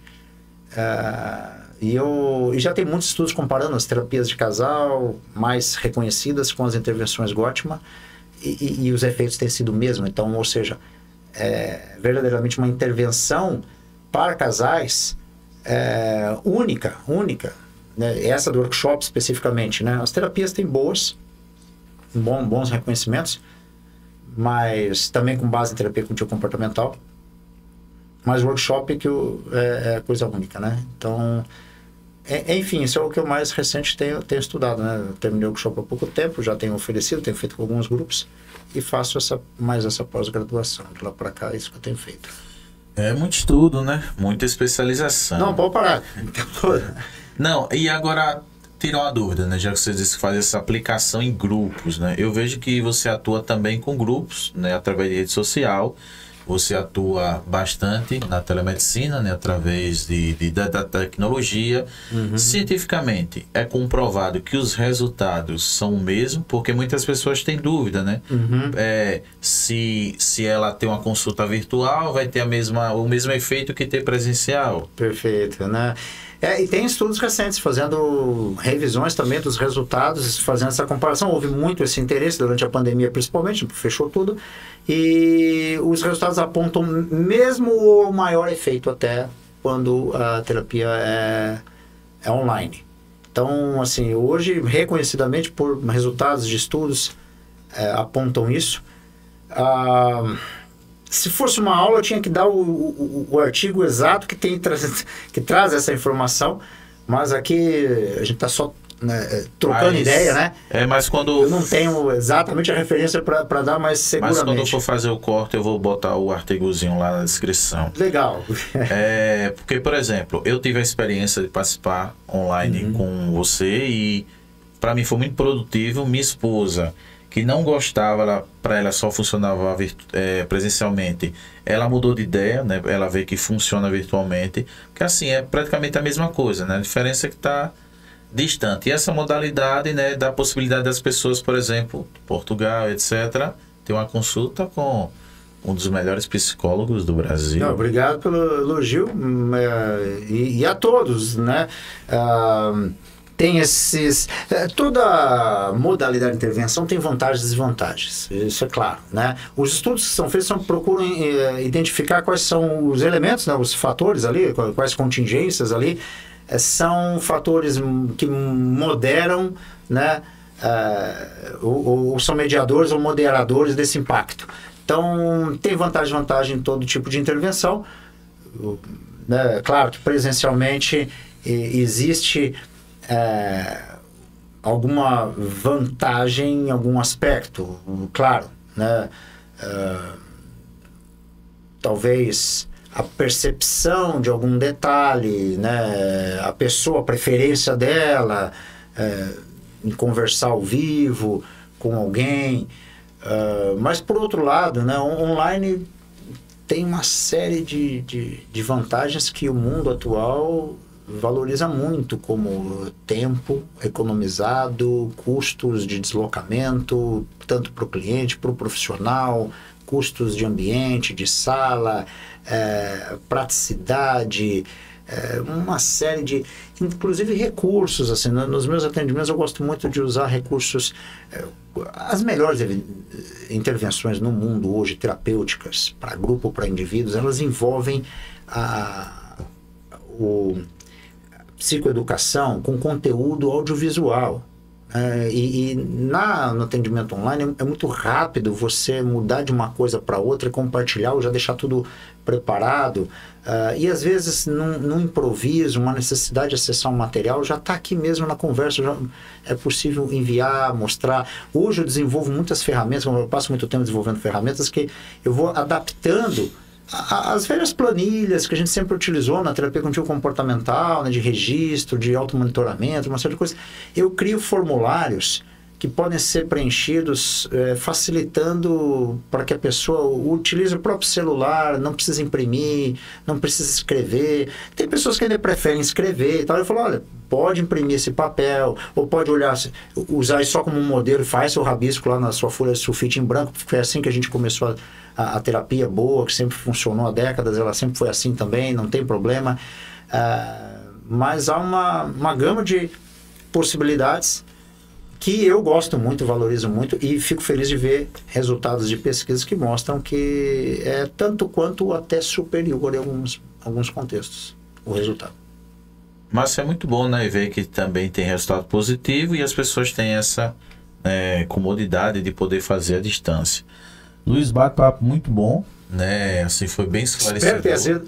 Já se passou quase 1h40, né? O tempo passa rápido. Ótimo. Aí, bom, quando eu estive aqui a primeira vez, falou que a gente ficou conversar 2h30, né? Eu fiquei assustado. Falei, puxa vida, e dessa vez eu vim preparado para ficar mais tempo, achando que, né? Por isso que mas aí... Bem, mas com você. Teremos outras oportunidades, né? Então, dessa vez eu não me espantei, né? Assim, então... Aproveitando, né, queria pedir, né, que você desse suas considerações finais. Bem, se não tem nem mais uma pergunta, eu não sei se falei bem de mitos mais importantes. São muitos mitos que eu considero valiosos de se esclarecer, trazer informação no nosso contexto atual, né? Tem muita coisa que não adianta. Eu acompanho colegas ou pessoas que têm produzido um excelente material da psicologia mesmo, né? Para muita gente pode servir, muitas pessoas que não são nem estudantes, nem profissionais, o público em geral. Mas eu acredito que as coisas que nós conversamos se voltaram para aspectos práticos, para pessoas terem acesso ou informação para quando tiverem acesso, identificar o que é melhor para elas. Então, eu acredito que a busca da informação por si só já vai esclarecer muita coisa. Mas, atualmente, esses mitos todos, eu gostaria que não precisassem ser mencionados, né? Em considerações finais, né? Trocando ou resumindo, né? Eu acho que quero expressar que vejo, talvez seja uma característica minha, pelo meu próprio desenvolvimento, né? De onde eu vim, pelas coisas que passei, como encarei as coisas. Eu sempre vi uma situação ruim, catastrófica. Todo momento, né? Assim, eu me lembro que eu nunca ouvi dizer que o Brasil não estava em crise, desde que eu me entendo por gente. Não vejo... a coisa ficou tranquila em acho que nenhum momento. Mas em todos os momentos eu sempre me animei, me empolguei e fiquei entusiasmado com alguma coisa, né, na minha vida, né, para estudar, sair de uma cidade para outra, fazer um novo curso, me aprofundar nisso ou naquilo, prestar um concurso, tentar me arriscar e tal. Eu acho que 99% das coisas não deram certo do jeito que eu estava animado com aquilo, né? Mas longe de serem apenas ilusões, elas me impulsionaram sempre e continuam me impulsionando, e eu continuo entusiasmado com as coisas novas que existem. Mas nós não somos pessoas ingênuas de que as coisas... Tem muita coisa ruim, tem muita coisa negativa. Mas diante de todas elas, eu continuo animado, muito feliz, porque eu sei que existem soluções, existem coisas boas para serem feitas, que nem sempre vão acontecer como eu gostaria que fossem, mas elas, ainda que não aconteçam, vão me impulsionar para as próximas soluções, que eu vou me animar com elas. E essa disposição que eu quero compartilhar com as pessoas diante do sofrimento em saúde mental. Pode parecer tudo nebuloso em algum momento, e o sofrimento em saúde mental, ele tem essa característica, porque o nosso estado emocional distorce a maneira como a gente pensa e entende a realidade, então ela parece ser muito pior do que realmente é, e consequentemente esses pensamentos vão piorar nosso estado emocional, e aí nosso corpo reage, vem os sintomas, ou eu começo a me comportar de uma maneira que me traz problemas ou para os outros. E diante disso tudo, é importante registrar as coisas boas que acontecem, porque é fácil esquecer delas. E não é ilusão ficar contente com as pequenas coisas boas que ainda eu puder registrar quando parece que está tudo ruim. Não é ilusão, e pelo menos se eu fico contente com algo que parece pequeno, talvez seja só o que eu preciso para ir para a próxima oportunidade, encontrar, realizar e viver as próximas experiências que também dão prazer. E então, ao mesmo tempo que eu vejo um desafio grande no Brasil na área de saúde mental, eu estou muito feliz com tudo que existe no mundo para a gente aprender, descobrir, colocar em prática e oferecer à população. Então, não há o que reclamar.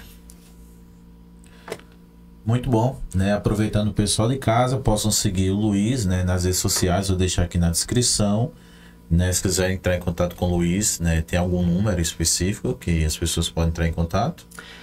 Sim, prefixo, né, aqui de Aracaju, 79, né? Então 999 47 9949.